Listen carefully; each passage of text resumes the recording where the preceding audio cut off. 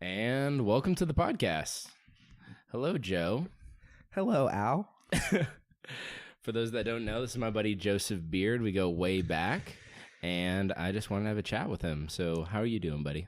I'm doing well. I'm on Thanksgiving break right now from Humboldt State University, and just came here after the gym and took a sauna. I don't know how minuscule we're going to get in the details of my life, but... No, that's good. It's good getting some of those heat shock proteins going. If we're on the Patrick reference, yes. So, what are you studying at the Bolt, at Humboldt? I'm studying kinesiology, exercise science. Transferred from Sacramento City College that we both went to. It's okay. It's not an interview. All right. So you recently had a fight, a Muay Thai fight, right? I did. Your first one. Yep. And how did that go down? As far as training or the outcome or just overall of my experience. How did the fight go down itself? Okay, so the fight, I lost. Okay. But I feel it was close. I landed some techniques that I practiced because I've only been training for about 3 months. Okay. So I got a head kick in. I got some nice knees in. Landed a few good right hands. But overall, he kind of overwhelmed me with the striking, the head hunting. And I didn't utilize my jab and keep my range as much as I wanted to. But I think about it as like a long term, as looking at like my evolution as a martial artist versus just this one fight, this one win, this one loss. It's like, you can just learn from this experience. And I have like made adjustments in some techniques, watched the film a lot. But overall, fun experience. It's scary getting punched in the face. Yeah. So was that the first time you've taken a punch in the face, or have you taken a few blows in the past? I mean, up to like training, I've probably been hit like maybe twice. Like, what was the first time you've been like popped in the face? The first time I've been popped, maybe like going back to a fight I got in second grade. Yeah. What happened? God, I can't really. There was this kid who was like a grade above me. I don't really remember him. Okay, don't know his name. Yeah, and we just like got in an argument about like a ball or something, and I think he actually just pushed me down. And he might have thrown. I think he might have hit me in the face. That was like the first fight I was in, but the first time I was punched in the face, I don't know. I've never really been popped hard. You? No, I've had like, I would say the worst. The most I've ever felt like actually rocked and actually felt hit hard was I was playing a pickup soccer game a couple years ago, and I was going full speed at this guy. Like, all I can do is just throw myself at people. Like, when I was defending and this guy was driving with the ball trying to get to the goal. We were like playing on pug goals. It was like pretty small. And we collide at full speed. He's leading with his shoulder. I'm leading with my face. So face to shoulder. And I'm immediately just blown back and dazed. And like, I got to sit down for a minute. I'm seeing stars. And I'm like, damn. Brain injury. Yeah, minor traumatic brain injury. And I'm just like, okay, this is what it's like. Yeah, dude, getting hit is weird. It's weird. Like, I wasn't rocked at all in this fight, but popped a little bit. Popped back. Yeah, my head was definitely popped back, like maybe on 1 or 2 occasions. And you were there. You saw it maybe 5 or 6 occasions. I don't really remember. Yeah. No, I'm kidding. I remember. But yeah, it's definitely it's hard to get used to getting hit for sure. Really hard to get used to getting hit because you just want to close your eyes and your reactions to like look away, but you got to keep your eyes open. Like there's a cool video of Floyd Mayweather just getting popped right in the face, and his eyes are open as like the punch is landing, and he's already setting up his counter. Wow. Yeah. Shit's crazy. Yeah, I've always imagined it's like there's a skill in just knowing how to take a hit. You know what I mean? I remember you telling me at the fight that it inspired you to start training a little bit. It did. How are you feeling about that now? Yeah. I'm still have the desire, but I think it's one of those things where you see it and you're like, oh man, I want to do this. And then you like think about your priorities and you're like, all right, it's on the list, but there's 24 things above it at the moment. But I definitely see it happening. I think I'm trying to dial in. This is a good segue actually to dial into like more of what I've been focusing on, which are common interests of ours, which is just nutrition and movement in general and just keeping the body moving and finding a good fit for that. I know you've found like a whole new level of fitness in yourself in probably the last couple of years, would you say? Yeah, for sure. Through like wrestling at my junior college, Sac City. Wrestling in high school, I didn't take it that much that seriously, but once you got to the junior college level, like you got to pick it up. There were some beasts in that room. And I've never probably been in that like shape since, because you got to have someone pushing you. Like Yeah, having a you've always said wrestling that. coach. Yeah. I don't think you can really reach that like peak fitness without someone pushing you. You know, you kind of, and like what makes a good coach is that line to like either push you too far, but like, or not push you too far, but know your limits. So you're pushing past what you think you have, but not like killing you. Yeah, you know, they always say like running, like your 70% is, or your 100% is really your 70% or something like that. Yeah. I really liked how David Goggins said, I think it was like on the Joe Rogan podcast. He's like, no, your 100% is really your 40%. Like people severely underestimate themselves, and while he's like goes to an extreme more than I'm interested in going at least at this time, that's a really cool example to set. You know, what we're capable of. Yeah. You know, but I mean, you always see that mindset and it looks dope, but that dude's fucking destroyed his body. Oh, his body is wrecked, his joints, everything. Right. But I mean, I guess. Well, everyone's body's wrecked. I don't know. Well, no, that can connect. No, that's certainly a valid point. Like, it depends on, is it worth it to you? And I think it's good to think about like, what kind of damage could this potentially do to me? Like, you know, how does your, you know, what's your future looking like in martial arts? Like, do you have a limit in terms of how much damage you're willing to take in fighting? Yeah. See, my thing is like, I'm not trying to be a world champ. I'm just trying to learn a new martial art, and obviously. The competition's nice part of that, right? Yeah, the competition's nice because it gives you something to train for. It's like you, instead of just like, oh, I want to get this going, I want to go out and like hit the bag. It's really like a fire under your ass if you have something that you're training for, because like, you know, when you're laying in bed or you're not training, your opponent's training. So that's something that really keeps me going. That competition. Yeah. But see, with striking, I don't think. Like, I mean, I got hit in the head, but I wasn't rocked. I wasn't concussed at all, like zero. But that doesn't mean that I'm not taking damage, you know? But I think maybe I'll probably do a few of these. Well, would there be like a point where you'd be like, let's say that you got knocked out cold once. Would you be like, all right, never, that can't happen again, so I have to stop? Or would it be like maybe twice? Is there any type of way to quantify it, or are you just going to go off based how you feel? Dude, that's a good question. I think. Or do you think you're like, you got the bug a little bit and you're like, ooh. No, if I'm getting. See, the cool thing about what I'm doing is Muay Thai IKF. It's an International Kickboxing Federation. Yeah. So you're wearing shin pads, you're wearing headgear, you have 16 ounce gloves on. It's so well regulated. Really padded, well regulated, good refs. And the whole point of it is like technique to score points in the Muay Thai scoring system versus. Like backyard just UFC trying to fights. Fucking knock someone out. Like the point of this isn't to knock someone out; it's to get like better at, you know, your skills in like Muay Thai and hone them in like a competition setting. So, I feel like that's not what my opponent had in mind at all. Like he was out to get a knockout or something. Yeah, he was like throwing hard. He was coming after me. I mean, I feel like he gassed himself out in that first minute of the first round. Like he came after me really hard, throwing as hard as he could. Definitely tagged me up. I think that's what won him the fight, because the rest of the fight was like kind of back and forth, you know? But that first minute, I think he made such a big disparity. And you know what? That's the thing. It's like there's different things that are like that stuff is going to work on the low level. Like if you come out exploding into fights, you probably could win a bunch of like low level fights. You know what I mean? But it's like, what are you working towards? Yeah. You know what I mean? So. Like, hey, maybe that, I don't know. Yeah. Maybe that gave him a little ego boost, gave him a little more confidence, maybe, you know, but I mean, I imagine if he steps up a level, that's going to bite him in the ass. Cause when we watched the pro fights after, that's when it got real to me. And that's when I like was still excited to maybe, like train a little bit, but I'm like, oh shit, like these guys are taking damage. See, I don't want to do the full contact to me. And those guys are way more explosive. Yeah. Oh, their technique's just much sharper. But the full contact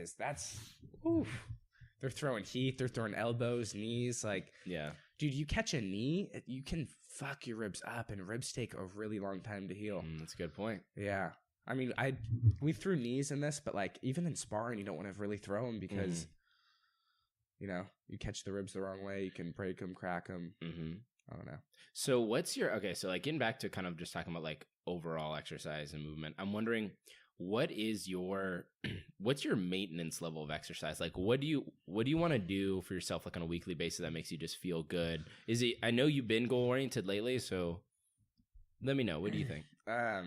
I think for a week, there's 4 times during the week that I want to be sweating hard, like pushing my heart rate, out of breath, really trying to like find my max and something with cardio, not lifting weights specifically. I think lifting weights twice a week, like strength training, is really important just to maintain a base level. But running or biking or rowing, I think 25, 30 minutes of cardio, 4 times a week is really important. Because what I'm learning about right now is like the mitochondrial function and how important it is to like stress your mitochondria on a daily and weekly basis to keep your longevity going.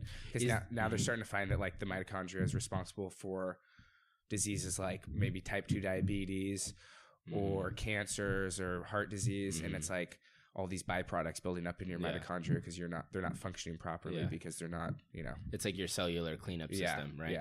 Or that's part of its function. Okay. So you like running? Like, what do you do with your running?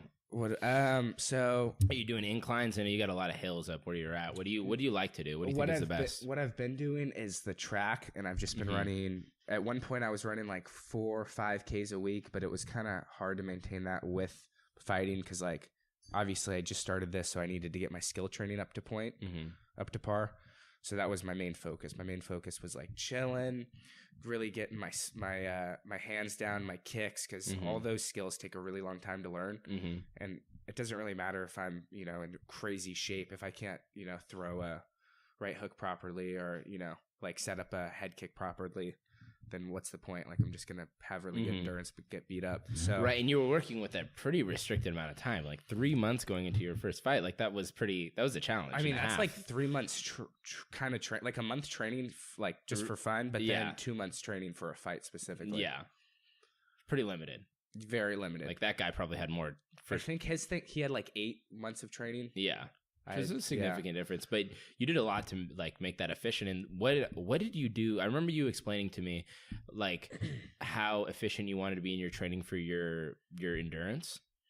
Yeah. And so what was your approach there? I know I still want to get back to some of the maintenance stuff for overall like health and exercise, but I do want to know that. So what I was doing is I looked at specifically what was happening in my fight, and it was 3 2-minute rounds. So I wanted to train my body, those specific energy systems, which would be, you have 3 energy systems. You have your ATP PCR system, which lasts for about anywhere from like 1 second to 10 seconds or 12 seconds. It's kind of debated. And then you have your glycolytic system, which is just after that to about 1.5 minutes to even 2 minutes if you're extremely well trained. And then after that 2 minutes or 1.5 minutes, it's the fat oxidative system, and you're burning fat. So the second system is like what I would be primarily using. And it's not like light switches. It's more like dimmers. Like, you're always kind of using all of the systems. Interesting. But I might be like 90% glycolytic with like a few percent ATP and then like a few percent fat. Yeah, that's really interesting. So I really wanted to work the glycolytic energy system. So what I did for that is I did a protocol that he's an exercise physiologist, and he is one of my professors, but I think he teaches like 6 or 7 classes. He's really overloaded right now. The class he teaches is exercise assessment. And the protocol he gave me was a treadmill sprint. So I would sprint on a treadmill. I wanted it to be between 30 seconds and 1 minute all out, and at a 15% grade. So I would say I can run, and my speed was like 9.1 miles per hour. So I'd run at 9.1 miles per hour at a 15% grade, right? Like full clip sprinting. And say I'd get 44 seconds. So you want to have a 1-to-5 ratio from your running time to your rest. So I'd multiply whatever I got by 5. So if I ran for 55 seconds, it would be like 300-second rest. So I'd rest for 300 seconds, and then we would do... math was a little off, but it's okay. Yeah, like 3 intervals of that. Yeah, I got you. Yeah. So I think that helped a lot. He told me I should be doing that as much as possible, but it was kind of hard doing that because after that workout, I'm dead, and I also got to do my skill training, and I also want to do my long distance running, and I also have to do my strength training, plus homework and meal prepping on top of all this. Yeah. And I really found that like this fight took so much away from my school. Like, it fucked my grades up so bad this semester. I mean, I'm eating shit right now. This is probably one of my worst semesters, and it's because, like, when you're fighting, you know, if I go in and get a C on a test, that's cool. But, like, if I get knocked out cold, that's true. Fuck that. So it's like, high consequences, right? Yeah. So I really did not properly train, I think. I mean, I trained well, but I could have trained so much better if I just maybe had a job or if I didn't have all these, like, other requirements. Right. No, I feel you. I've been going through, like, a really busy period in just school, too, and just in trying to do other things like create content like this and express myself in different ways and be a part of different projects and create more income and different things. But what I can appreciate about this time is, like, it really makes you prioritize. It really makes you like, what is the best training I can do? What is the best studying I can do? And so, like, while you'd probably flourish even more with more time, and I imagine you're going to allow yourself more time for your next fight, definitely. Especially given the consequences with school and whatnot, and wanting to be prepared. But there is a value in that time, I think, that we can learn from, which is like, hey, fuck, we got to prioritize because we have negative time. We don't have enough time. Yeah, definitely. Time is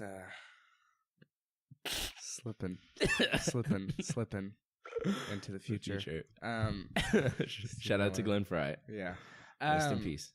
So back to basil, though. Wait, what were we talking about? Alex says this sick. Is that basil out there? Yeah, we got a ton of herbs, actually. Dude, okay. So, but I did actually really like hearing a little bit about your training protocols, but I do want to kind of talk about more of the more general stuff also. And so we touched on some of the movement. You want to get your heart rate up at least 4 times a week. That's going to positively affect your mitochondrial function. There's other reasons as well, but what about your nutrition? What kind of diet has been serving you? And I know you just came off like a training protocol. Yeah. So, like, what's your approach to diet lately? So my approach to diet, because you've had a lot of experience with experimentation. It's getting more and more scientific. I'm in a no, it is. I'm in a program nutritional class, right? A nutrition class. It's my 3rd one that I'm taking. Yeah, this is upper division stuff. Athletic nutrition. So just going over all of the requirements athletes need, and that was really helpful because I got to work alongside with my professors, obviously a PhD, and she helped me with my weight cut, looking at specific, like, rehydrating and refueling, like, for post weigh-in, getting down over like a 7-week period, how much I should be losing a week, which was like 1.1 pounds because I came from 178 and I got down to made 170. You had like 3 doctors on your team giving you like scientific advice. It was really cool.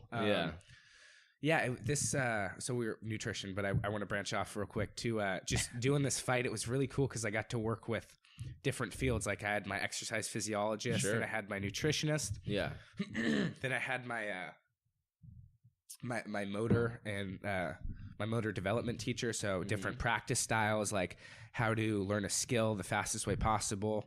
So it was really cool just being able to apply all of my schoolwork and everything I've learned in school to this fight. But it sucks because, like, I applied it and I learned more, but I wasn't like maybe doing my structural anatomy problems that I needed to, maybe like it maybe fucked up some of your grades, but hell, you might have learned a lot in this quarter or semester than ever. But so and that definitely, and I know we still haven't hit like some of the nutrition stuff, but that does play into like how much do the grades really matter? You know what I mean? What is the experience you want to have? The thing is, though, is like, I know you're considering graduate school, so you got to worry about that. But lately, I've been like, I'm not worried about the grades as much. I don't want it to be a slippery slope and like completely lose. I want to still do well, but I feel like there can be an unneeded pressure that comes from that approach.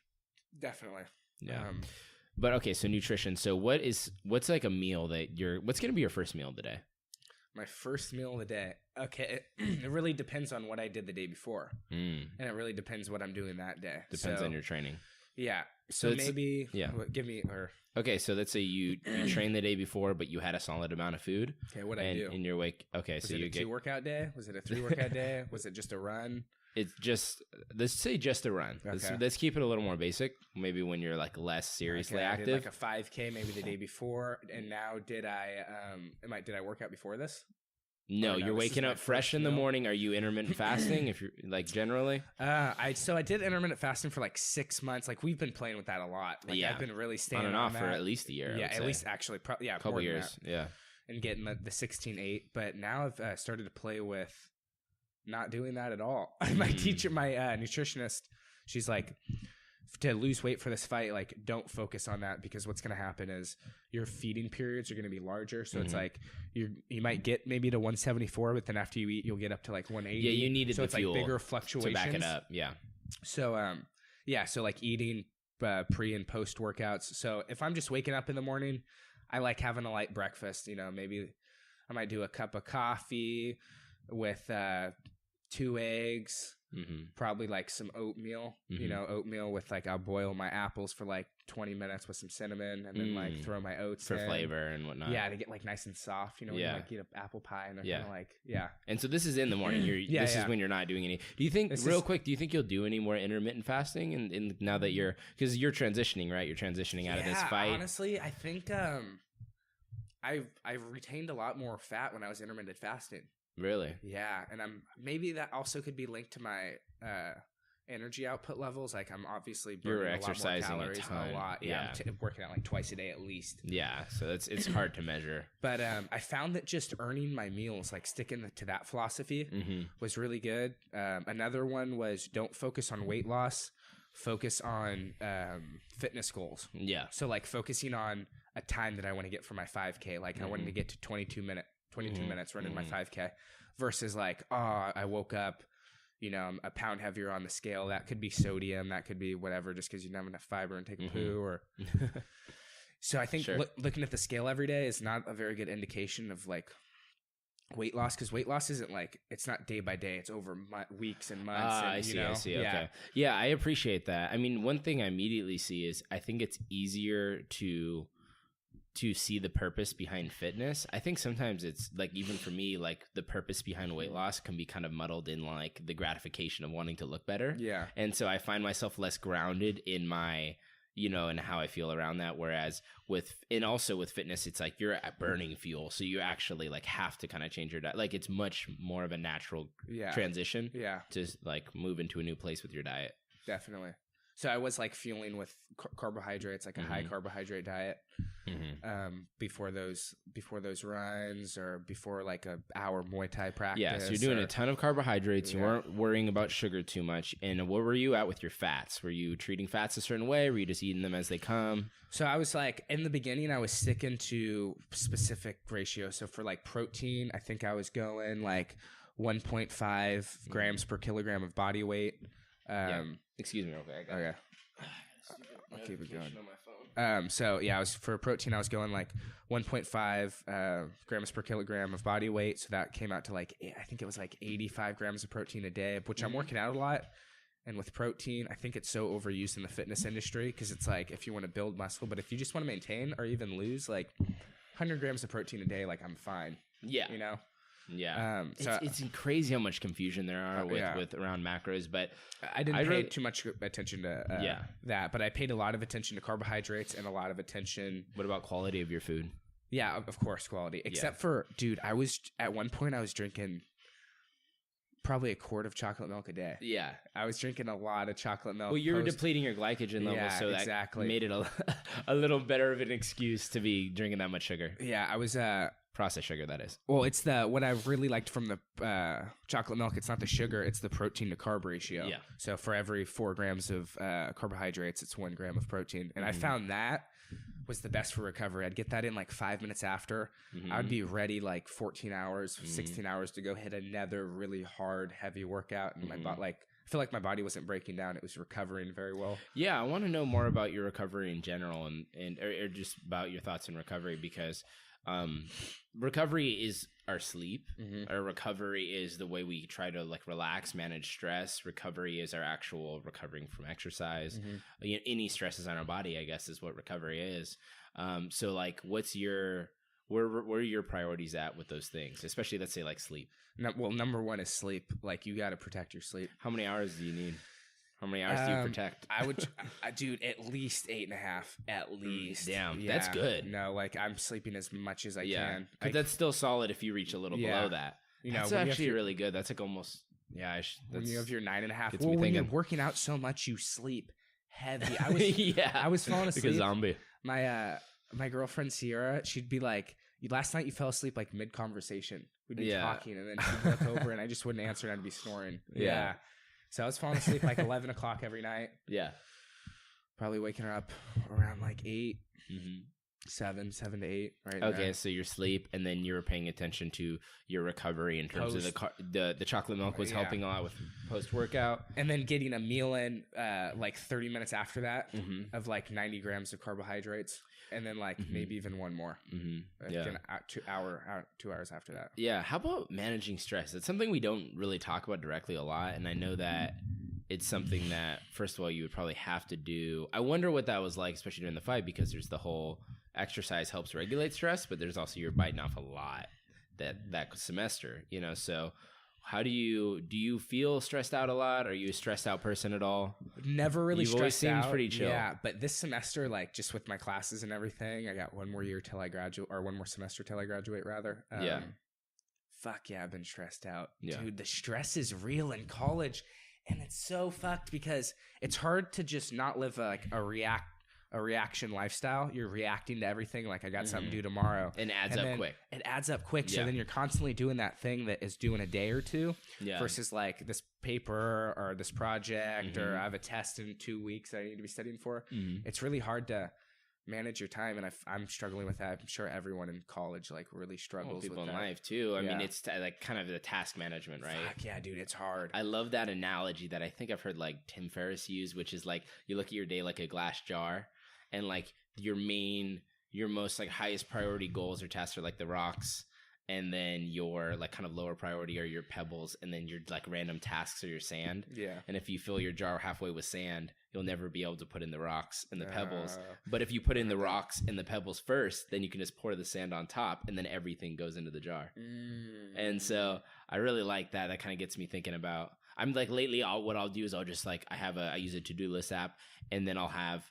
I'll put like 1 to 5 things in the top for the day, and then everything below that I'll make not to do to try to avoid like overwhelming myself. Do you have any type of task management kind of rule of thumb or like protocols that you use? I'm a big fan of to-do lists. I'll write a to-do list out whenever I'm feeling like overwhelmed. Hand. Yeah, by hand, and then just check things off as you go. I won't do it every day, but probably like 4 times a week at least. Like during the school week, I'll like write one out every day and just check it off as this is due tonight, this is due tomorrow. Start looking at this.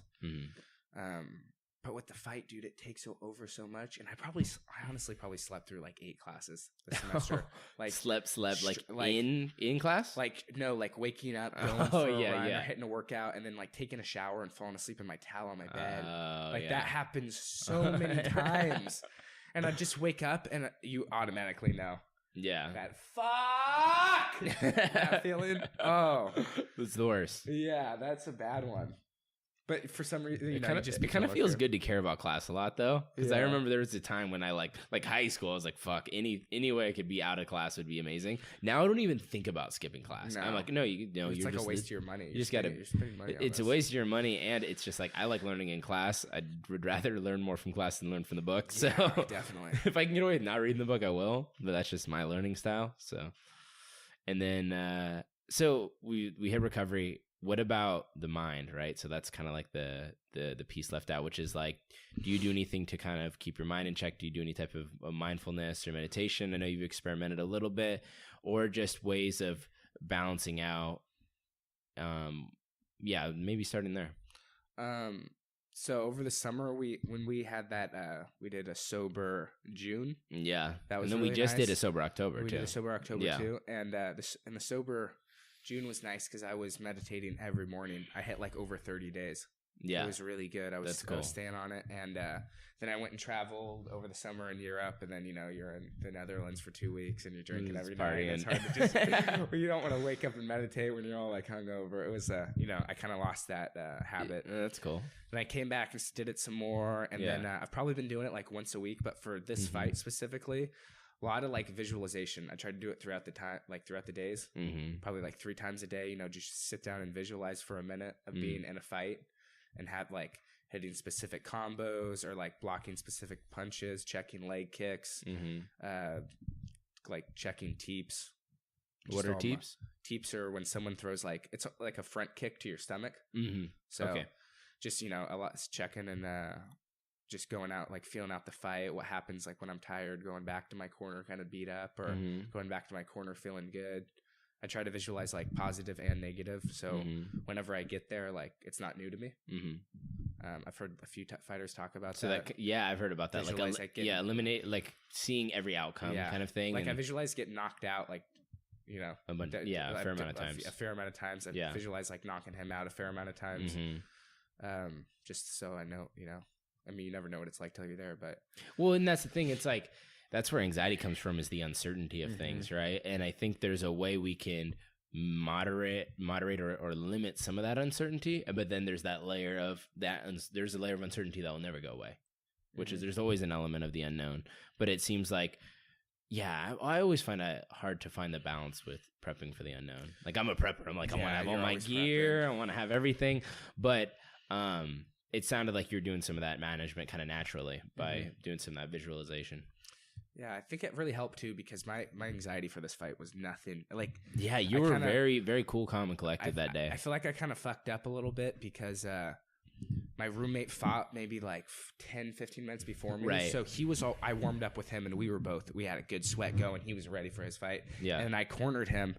And then like I went out to go warm up again, and then I got called for my fight. Yeah. So I felt really cold. See, like this up, down, up. I just my blood wasn't pumping at all. I feel like I started to get warmed up halfway through the fight, which was when I started to like turn on and like hit some more of my moves. And that's when you started winning rounds. So I think the warm up, even in wrestling, we had a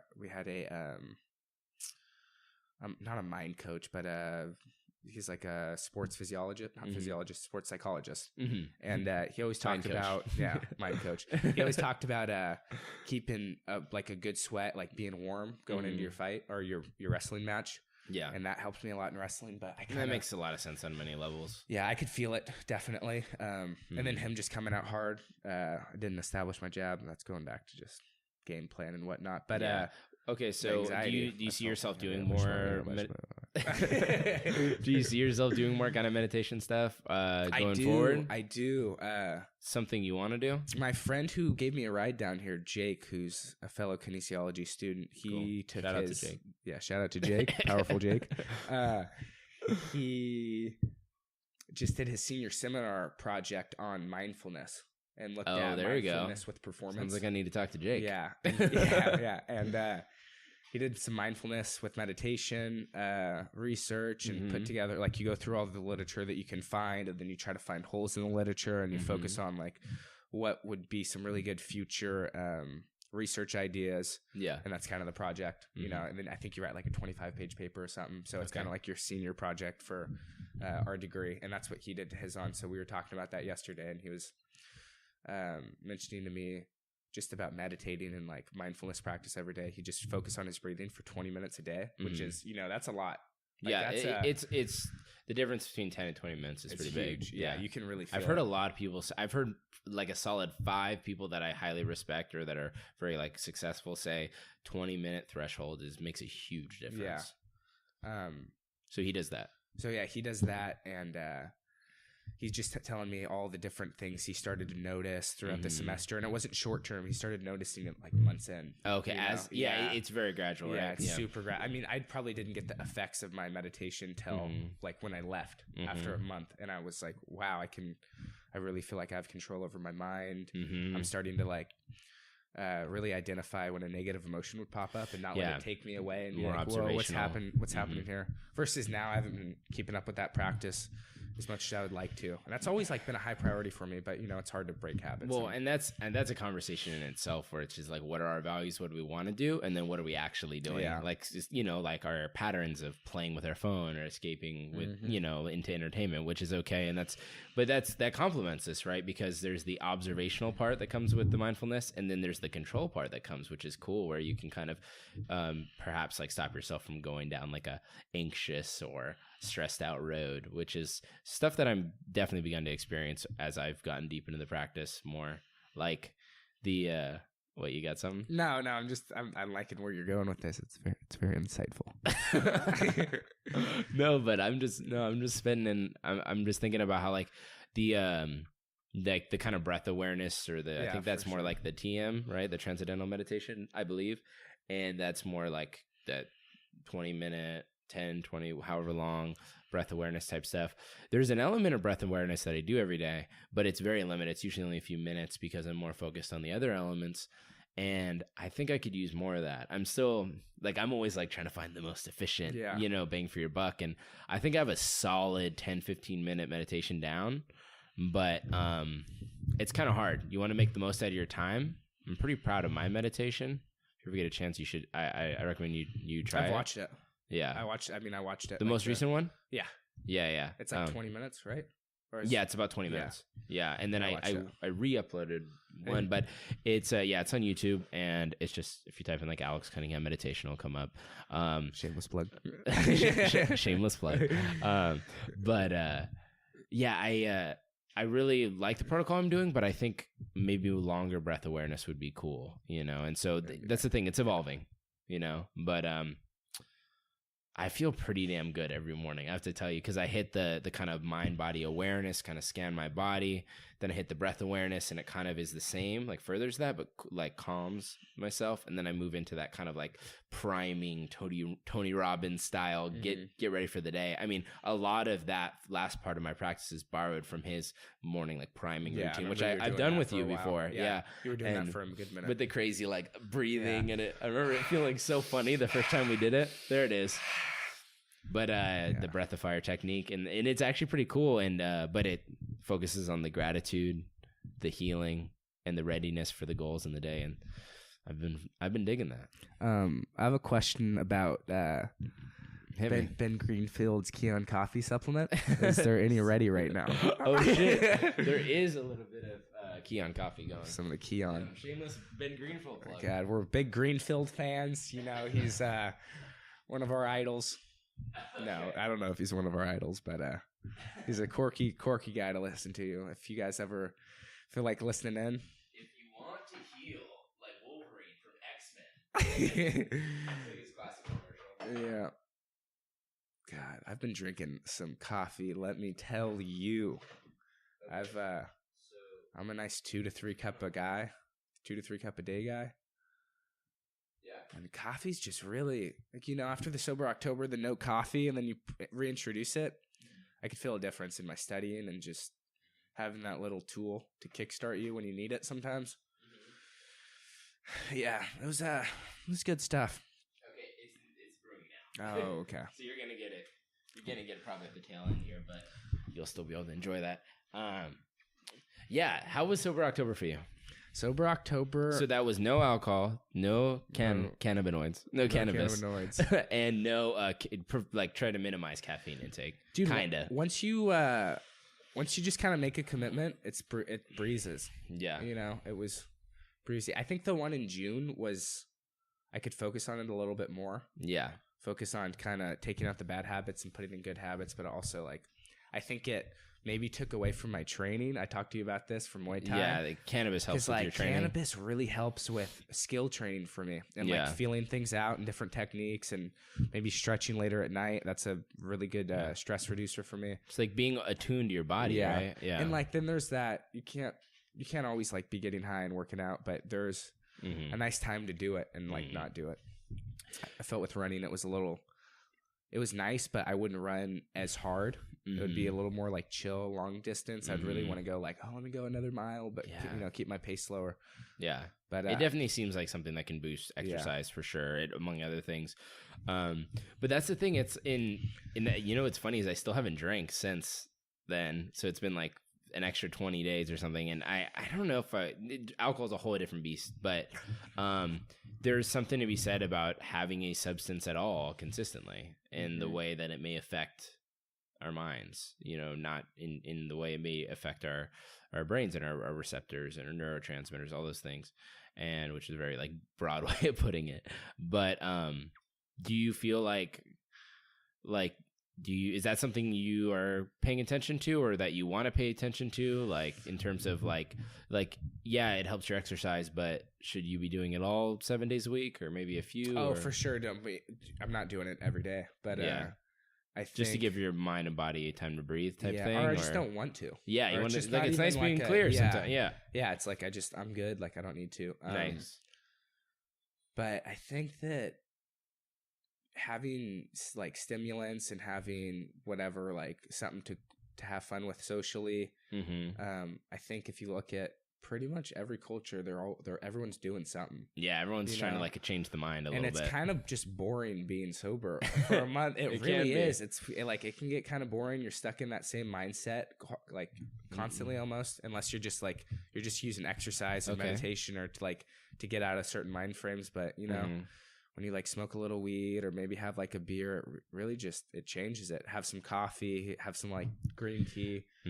I think it's nice to change your mind state. Now, I hear you. When I think about that, when I think about the idea of like being bored, you know what I mean, and wanting to like, use something, you know what I mean, have a drink or smoke some pot or something, that makes me think it's not that it doesn't necessarily just make life more interesting. It's just an easier way to make things interesting. Like, I think that being sober, like I've actually been enjoying being sober a lot more than ever. Now, is the temptation to drink there? Yeah, it's kind of there. I think it's kind of easier for me not to drink in some ways because of just knowing alcohol is bad. Because I don't smoke pot, and alcohol is my drug of choice, or has been. And I think it's so bad for you in some ways. And there's also a lot of like misuse of it around me and in life that it makes it easier to kind of be like, I don't want that. But that being said, like, I think it's like what are we doing to be able to be not bored? You know what I mean? Like, I think the more that I use something like meditation or something, it helps those times when I feel bored or have other outlets. You know, sure. But so I'm not trying to be like you're wrong or anything, because I think it does make life less boring. It's fun. Yeah. Like or like even socially, dude. When you go out socially, like to not do anything, there's definitely a pressure to party and stuff. Yeah, I feel that. Or just have a beer. Like, hey, dude, sit down and have a beer. Like, no, I'm not drinking right now. And it's like, fuck, look it out. You know what I mean? Like, that's underlined there. You definitely feel that. But what about, are you drinking coffee every day? So I am drinking coffee, and that's the thing. Maybe I'm not bored because I'm drinking coffee. Because, dude, coffee's like, God, dude, it can be a cup strong. Of coffee, like that really hits me hard. Going. Yeah, it hits me hard. Nice. Like every time, and I've been drinking it real consistent the last couple weeks, and yep, every time I get a nice woof, I mean, I missed coffee hard at the end of that month.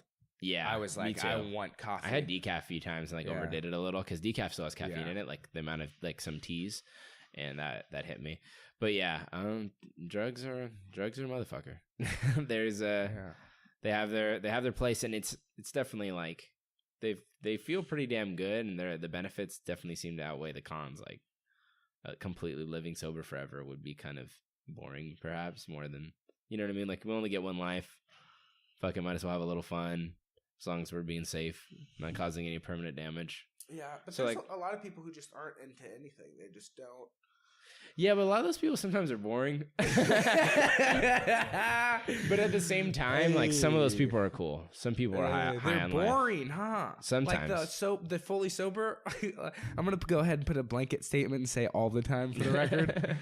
I think it's people that haven't tried anything can be boring, and then sometimes people that are sober, like that have stopped using everything, they're maybe a little more down or less sociable because maybe they really like their relationship with substance was so strong that it feels maybe like hard to be themselves sober. So I think a lot of sober people are like maybe boring because they didn't do it, haven't ever done it, and are just closed-minded, and so that just makes them boring already. Yeah. And then there's people that have overdone it, and so then that makes that can be boring sometimes.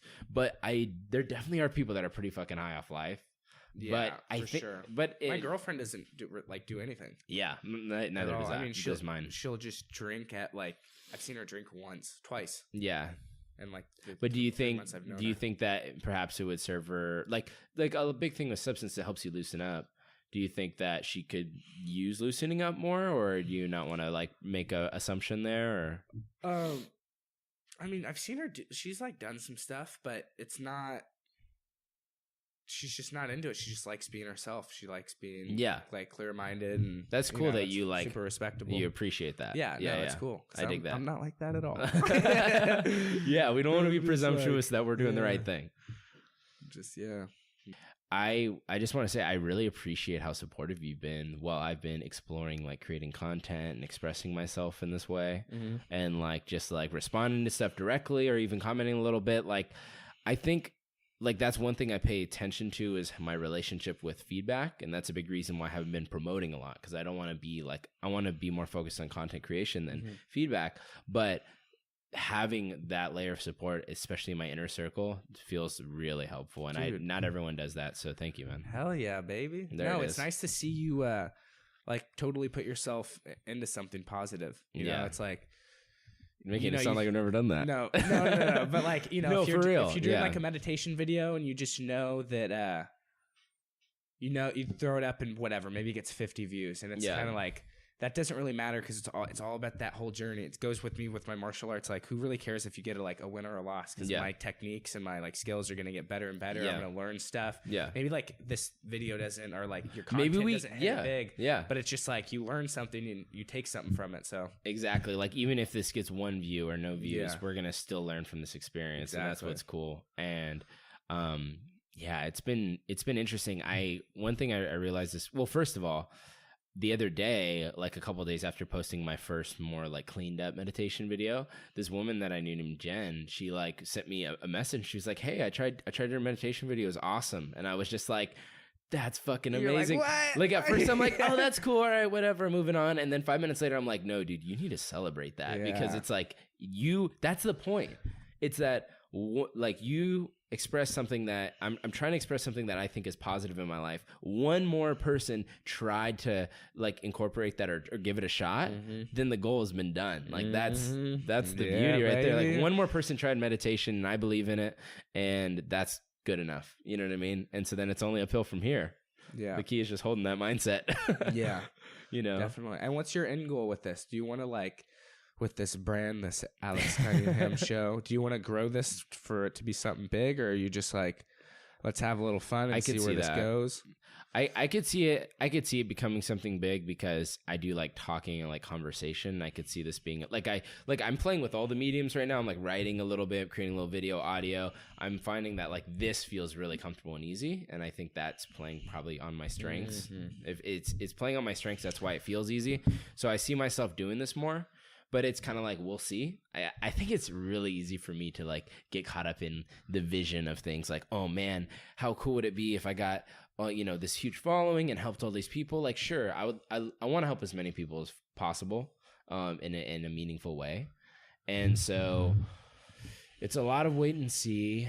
But I definitely see myself building it, like if this kind of idea of like a personal brand of giving, continues, and I keep creating content, which I plan to, I plan to always try to give as much helpful information as possible for free. And I want to create tools. Like I'd love to create like a website. Like, have you ever heard of Khan Academy for like learning math and stuff like that? But like starting with meditation, with your exercise, with your recovery, with your nutrition. And so I'd love to be able to create like free content. And then if I'm, at the end of the day, we need to live, we need to make a living too. So any type of monetizing, I think, would come off of like something like merch or a product that I believe in. Like, if I became like, maybe I'd sponsor the podcast or something, but I would never want to be like, not like luxury watches. No, well, first of all, it has to be stuff I believe in, but the important point is like, I don't want to do like, hey, so Joe and I are giving you the best content out there, but if you really want the real guide, you got to spend $20 on our ebook. Like, fuck that model. Instead, you'd just rather be like, MeUndies. I'm comfortable in MeUndies. And we'll see. Like, I'm not comfortable with doing sponsorship, even like at this time, because it's so fresh. It's evolving. Like, I don't want to feel like I'm in a position where I'm compromising my principles, aka selling out. So we'll see on that note. But one thing I realized this morning as I was hitting my daily meditation, I was thinking about my goals, and I realized that this is like, I feel so much purpose in this direction right now, because at the end of the day, the most important things are my self-care first off, which are like my nutrition, my movement, my recovery, my mind. So this is helping me explore those. It's giving me more purpose. And then my like couple of my highest needs are growth and contribution. So it's basically like this like self-reinforcing thing where it's like I need to grow to contribute, and contributing helps me grow. If that makes sense. So that makes I'm still marinating on this, but at the same time, that really kind of reaffirmed me in like continuing and just like seeing where it goes. And like this is cool. Like I feel more and more comfortable in this space, and I'm just hoping that I need to grow to be able to contribute. So I'm hoping that I'll be able to do that. Yeah, dude, I had a good idea for a podcast. Based off what you just said. That's not really related at all, but that's it's okay in my head. Dude, you could do this at Davis and it would work really well. You go around like each week to a professor of a different study. Yeah.